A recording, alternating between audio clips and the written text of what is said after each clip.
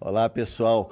Olha, nós estamos numa entrada, numa participação especialíssima e estamos agora, nesse momento, ao vivo, no auditório principal do Senado Federal. Vamos falar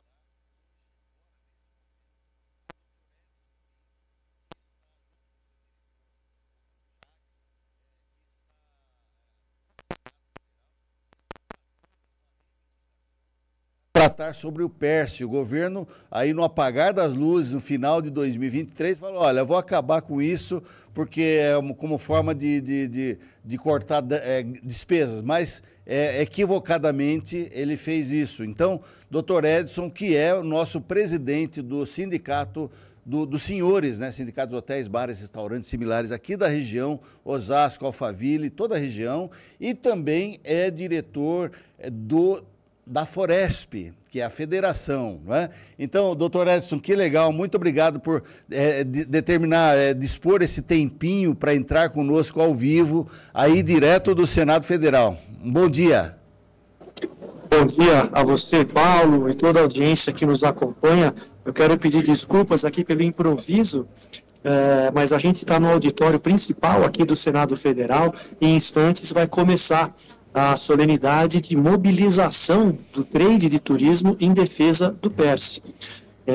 Então, eu queria só confirmar, né, e agradecer a possibilidade do Sindicato de Osasco, Alphaville e região, e eu que sou diretor executivo atualmente da nossa federação, que compreende 24 sindicatos patronais em todo o estado de São Paulo, representando 460 mil empresas e cerca de 700 mil empregos diretos, possibilidade que nós estamos aqui, ao lado de outras entidades e empresários do trading, em defesa desse programa, né, que tem a sigla de PERSE, que é o Programa de Retomada, é o Programa Emergencial de Retomada do Setor de Eventos e Turismo, que o governo federal está com uma medida provisória, 1202, que pretende acabar antes do tempo com esse programa tão importante para o setor de turismo. Olha, antes de falar do PERSE especificamente, doutor Edson, é importante, foi legal você ter dito o número de empregos que estão relacionados a esta entidade. São as principais, a federação dos hotéis, é a principal federação brasileira, mas tem tantas outras empresas que estão aí que podem sofrer com a diminuição, com essa retirada desse estímulo à economia, né? Porque nós passamos pela pandemia e foram aí 2 anos praticamente de penúria para os hotéis. Eu queria que você comentasse isso, Edson. Obrigado pela pergunta, Paulo, e pela oportunidade de esclarecer, porque eventualmente para a sociedade pode parecer estranho, né? Por que defende a desoneração de um setor específico e não de outros setores? Por que o turismo tem que ser diferente dos outros? Né? Não, o turismo não tem que ser diferente dos outros, mas a questão é que o PERSE, ele foi criado no período pós-pandemia, ou seja, o PERSE começa a funcionar na prática apenas em 2022. Ou seja, a pandemia aconteceu em 2021 e em 22, em março de 22, começa o PERSE. Por quê? Porque foi consenso geral que se a pandemia foi um momento difícil para a economia, ele absolutamente foi destrutivo para o setor de turismo. E o setor de turismo, que é atualmente um dos maiores geradores de empregos do país, ao lado da construção civil. Mas, se for verificar o número de empregos associado ao investimento, o turismo é o maior gerador de empregos do país, porque ele está associado a um baixo investimento. Então, por isso é que o turismo, que foi devastado durante a pandemia, porque como é uma atividade eminentemente humana, nós fomos proibidos pelo governo federal e pelos governos estaduais e municipais de trabalhar. Nós temos, a federação apurou cerca de 81% de prejuízo nos 2 anos de pandemia, né? Nós estamos falando aqui de valores da ordem de 440 bilhões de reais nesse período. Então, uma categoria que gera 8 milhões de empregos no país. E para verificar como o PERSE foi efetivo, apenas em 2023 nós geramos 4 de cada 10 empregos no país. Então, é um setor absolutamente relevante. E o que acontece? Em 2021, então, o PERSE foi aprovado, ele começa a valer em 22 para seguir até 2027, março de 27. Qual é a vantagem do PERSE para o setor, né? Então, ele traz uma alíquota zero de PIS, COFINS, Imposto de Renda Pessoa Jurídica, dos setores enquadrados como turismo, ou seja, que estão listados e cadastrados no Cadastur. Então, em 22, as empresas começam a fazer uma projeção. Bom, já que vai haver uma tributação zero desses tributos, então eu vou contratar mais, eu vou planejar aqui o meu investimento. Então, como é que pode agora o governo federal vir e querer acabar com, destruir todo esse planejamento que as empresas fizeram? O que vai acontecer? Vai acontecer que muitas empresas vão quebrar e vão ter que demitir. Não vai haver outro caminho, infelizmente. Né? Então, o que acontece? O que nós queremos é que o Brasil seja um país de previsibilidade, com segurança jurídica, para que se possa empreender. E é isso que eu e o Jacques, nosso diretor tesoureiro lá do Sindicato de Osasco, estamos fazendo aqui. Nós vamos ter uma mobilização daqui a pouco e vamos demonstrar isso para os parlamentares, que os argumentos que o governo federal está trazendo para acabar com esse programa, que atualmente, Paulo, é o programa de geração de emprego e de transação fiscal mais exitoso do governo federal, de longe. Então nós vamos mostrar esses números para o Congresso. E esse programa, se você me permitir ainda, se você quiser, eu estiver me alongando, você me avisa que não, nós temos todo o tempo do mundo, doutor Edson. Aliás, esse assunto requer aí muita atenção, porque muita gente será beneficiada, muitos empregos serão mantidos e muitas empresas serão beneficiadas. Então nós temos aí todo o tempo do mundo, o microfone é todo seu, fique à vontade. Muito obrigado, Paulo. Aqui o plenário começa a encher aqui, então eu preciso também falar num tom de voz baixo aqui para não incomodar os demais companheiros. Então, esse programa, Paulo, o PERSE, é um programa absolutamente suprapartidário. Ele não é de governo nenhum. Ele começou no governo do ex-presidente Bolsonaro, que vetou esse projeto. Importante frisar, o governo federal vetou o projeto que tem iniciativa do legislativo. E aí nós conseguimos derrubar esse veto, e depois no governo Lula, outras 3 vezes, esse programa foi reafirmado no Congresso Nacional. Então é um programa suprapartidário. Agora, o governo federal está indicando que existiriam desvios no programa. Então, que por isso é que ele precisa acabar. Né? Mas então nós estamos aguardando que a Receita Federal e o governo apontem esses desvios, que se existem, e talvez existam mesmo, e não é só no PERSE, existe desvio em qualquer tipo de programa federal, né? Então que os responsáveis, né, as penas, as condutas, sejam individualizadas e não prejudicar e punir todo um setor com um argumento absolutamente genérico e que, infelizmente, a gente não entende como é que pode representantes do governo, né, dizer que quem está no PERSE está lavando dinheiro. Acho que ficou muito ruim para o governo isso. Nosso setor é absolutamente legalista, cumpridor das suas obrigações fiscais, na sua enorme maioria. Então, se existem desvios, essas condutas têm que ser apuradas e individualizadas. Nós estamos até fazendo um confronto. Né? Então, quer dizer, se existe desvio num programa, vamos acabar? Toda hora eu leio no jornal que tem desvio no Bolsa Família. Então o governo vai acabar com esse programa de transferência de renda? Acho que não é o caso. Então a Receita Federal tem todos os instrumentos na sua mão para identificar e punir e individualizar os responsáveis, mas é mais fácil acabar com o programa? Eu acho que não é por aí. Aliás, doutor Edson, é um comentário, né? Seria como se matar a vaca por causa de alguns carrapatos, né? É um grande absurdo. E falando ainda em crimes das Receitas Federais, eu queria que você comentasse, porque eu sei que você tem um livro que traz... Comentar e divulgar esse livro, que é muito legal. Eu tive o prazer de receber lá no sindicato um livro que fala sobre esses crimes financeiros, não é isso? Da sua autoria. Sim, esse livro foi objeto do meu mestrado em Direito pela Pontifícia Universidade Católica e trata de lavagem de capitais com ênfase nos paraísos fiscais, né? Então a gente sabe que a Receita Federal e os órgãos de fiscalização e controle hoje, eles têm instrumentos adequados para individualizar e para saber aquelas empresas que estão declarando um faturamento maior do que efetivamente tiveram, né? Então, é isso que a gente não concorda. Além disso, Paulo, eu queria também dizer o seguinte, quando o PERSE foi criado, para entrar no PERSE, foi preciso que algumas empresas saíssem do Simples, porque não é admitido empresas do Simples participassem do PERSE, então elas fizeram uma migração para o lucro real e lucro presumido. Então, e essas empresas que fizeram isso agora? O que vai acontecer com elas? Vão ser penalizadas? Outra questão importante, para você entrar no PERSE, você não podia estar inscrito na dívida ativa, você não podia estar inscrito nos órgãos de proteção ao crédito.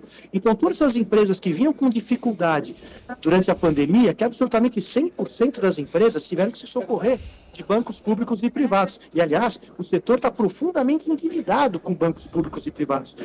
E essas empresas que pegaram dinheiro emprestado para se regularizar, para poder entrar no PERSE, o governo vai devolver esse dinheiro? Não vai, né? Então, o que a gente pede? O Brasil não pode ser um país da insegurança jurídica, onde se empreender é tão difícil, porque já é difícil naturalmente. E ainda o governo impor essas dificuldades, é muito difícil. O PERSE, inicialmente, tinha 88 atividades, Paulo, para você ter uma ideia, que não era só para o setor de turismo e eventos, tinha pesca submarina, produções cinematográficas, um monte de outras áreas que não tem nada a ver com o setor de eventos e turismo. Então, para você ver, aí depois ele foi ajustado e acabou ficando apenas 38 setores que são realmente aí os mais ligados ao setor. Então, ele foi concebido muito amplamente e depois houve um enquadramento. Mas, então, sobre o PERSE é isso. Se você me permitir, eu vou fazer aqui uma geral para que os companheiros observem. Olha só. Direto do auditório principal do Senado Federal. Olha, estamos ao vivo aqui com o doutor Edson Pinto, que é o presidente dos Senhores e também é o diretor executivo da Foresp, que é a Federação dos Hotéis, Bares e Restaurantes Similares de São Paulo, e junto aí com o Jacques Dimas, que é o diretor também aqui dos Senhores. Eu acho que a gente tem mais alguns minutinhos para continuar, doutor Edson, ou já está complicado aí? Não, ainda dá, ainda está dando para conversar um pouquinho. Que ótimo. Não, é bom, é muito bom, porque não dá para o governo falar, olha, não, nós não temos mecanismos de identificar onde está havendo fraude. Lógico que tem mecanismos para identificar tanta coisa, por que não identificar quem está fraudando? E quem está fraudando, o empresário não é o empresário que é o bandido do filme do mocinho, senhor governo. Nós queremos que sejam punidos. Quem fez conduta ilícita seja punido. Só que não dá para, vamos dizer, penalizar toda uma classe laboriosa que, aliás, eu gostaria, doutor Edson, você tem muito na ponta da língua o quanto representa o turismo, quanto representa a nossa classe, né, dos hotéis, bares, restaurantes similares, na economia nacional. Você tem esses números? São cerca de 7 milhões de empregos gerados e aproximadamente 4% do PIB nacional. No estado de São Paulo, são aproximadamente 10% do PIB representado por esse setor. Um setor, Paulo, que no mundo inteiro é tido como estratégico. A maioria dos países da OCDE, que é o organismo que o Brasil pretende ingressar em breve, eles apoiam com incentivos fiscais o setor de turismo, porque o mundo inteiro, só o Brasil ainda não sabe que o turismo gera emprego na veia e é renda, porque o que acontece? São pessoas de outros países, né, que frequentam, que vêm ao país e gastar o dinheiro de fora. Numa cidade, por exemplo, em Osasco, se nós fortalecermos o nosso turismo local, os hotéis. Quem é que se hospeda no hotel? Não é o osasquense. Quem se hospeda no hotel são pessoas de outros municípios que ganharam dinheiro em outro município e vêm gastar dinheiro no nosso município, né? Então, nós trabalhamos com o turismo regional aí de Osasco e região.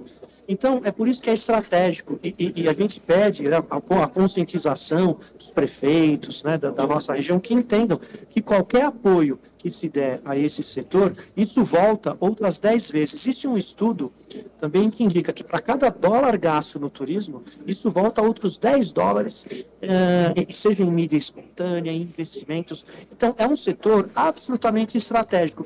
mas que infelizmente ainda é tratado com amadorismo pelas nossas lideranças em todos os níveis.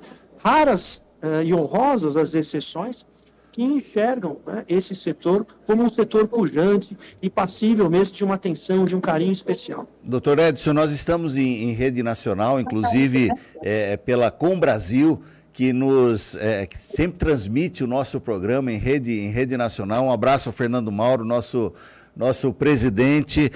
Estamos também pelo YouTube, também aí para o mundo, né, pela internet.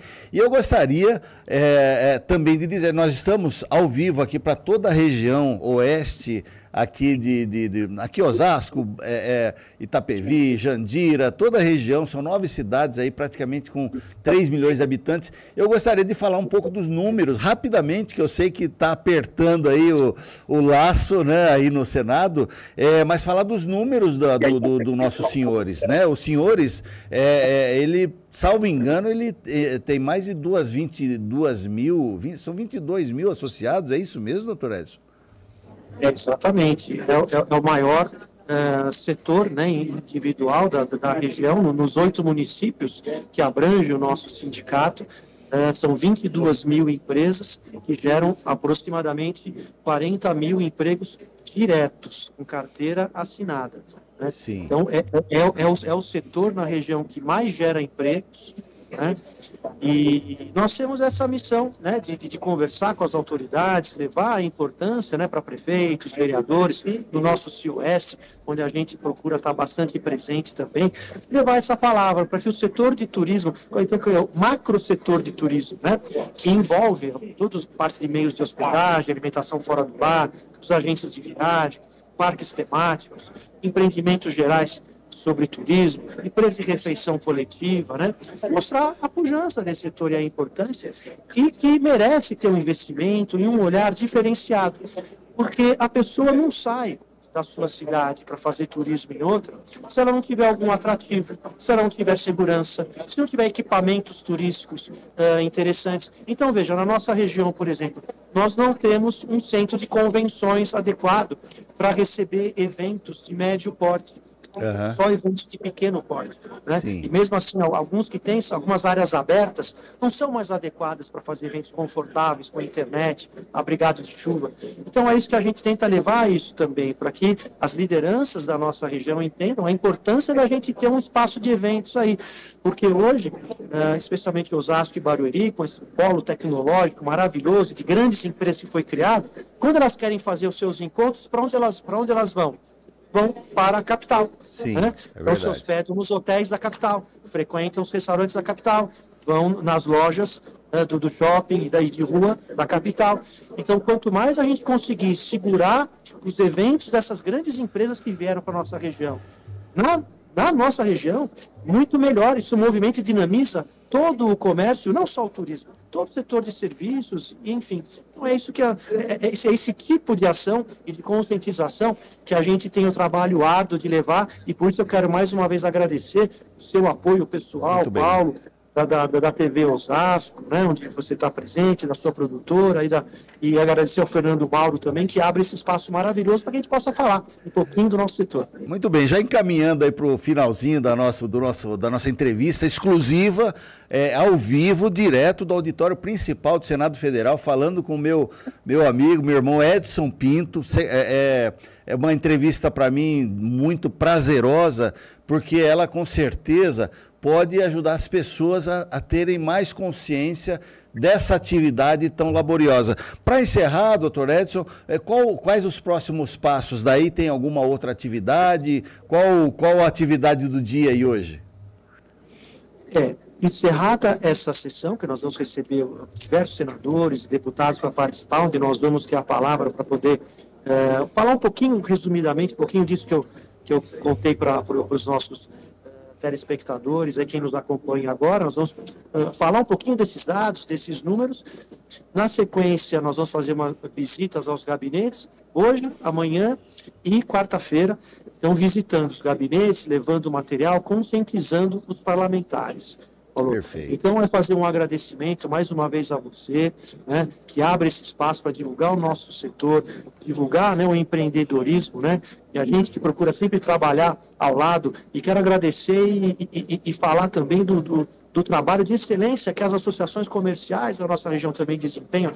A Associação Comercial de Osasco, de Barueri, de Itapevi, de Pirapora, né, de Carapicuíbe e outras, o Sim Comércio, né, que também faz um trabalho brilhante aí, ou seja, todas as entidades civis e sindicais, né, que têm um objetivo único, né, que é de fomentar o desenvolvimento econômico, que é de gerar emprego e fazer efetivamente um país melhor. Então, eu vou fazer uma última tomada aqui Ótimo, que legal. do plenário para ver como Olha é, só, como é gente. que já está.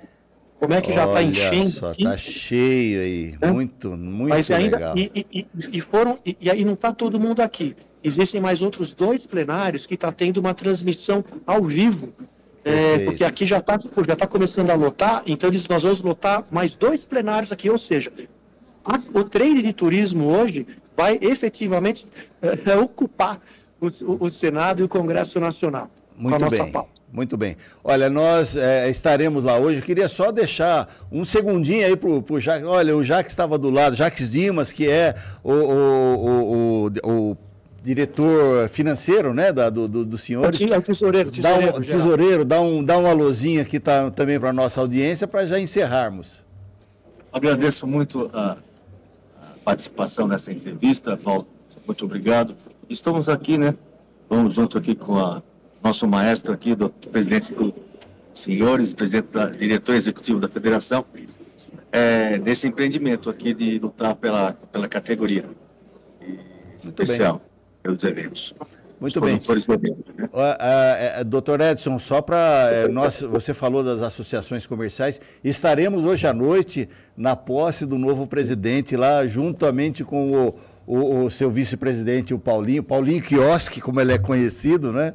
Estaremos junto lá representando também os senhores e participando daquela entidade. Doutor Edson, fica aí os instantes finais para a sua despedida aí do nosso público e já agradecendo muito a sua disponibilidade de dar uma interrompida aí nas suas atividades para atender o nosso programa. Muito obrigado. Pode falar, doutor Edson, por favor.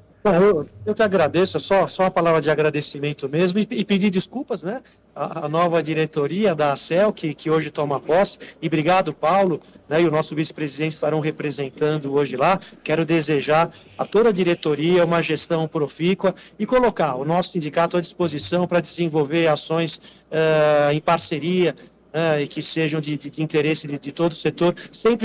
Todas as entidades sempre vão poder contar conosco quando o propósito for geração de emprego, geração de renda e a melhoria da qualidade de vida de quem gera emprego na nossa região. Muito obrigado, Paulo.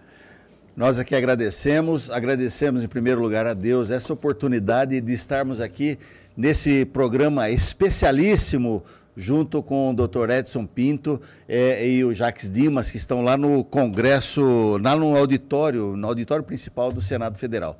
Um grande abraço a todos que nos acompanharam. Fiquem com Deus. Até mais.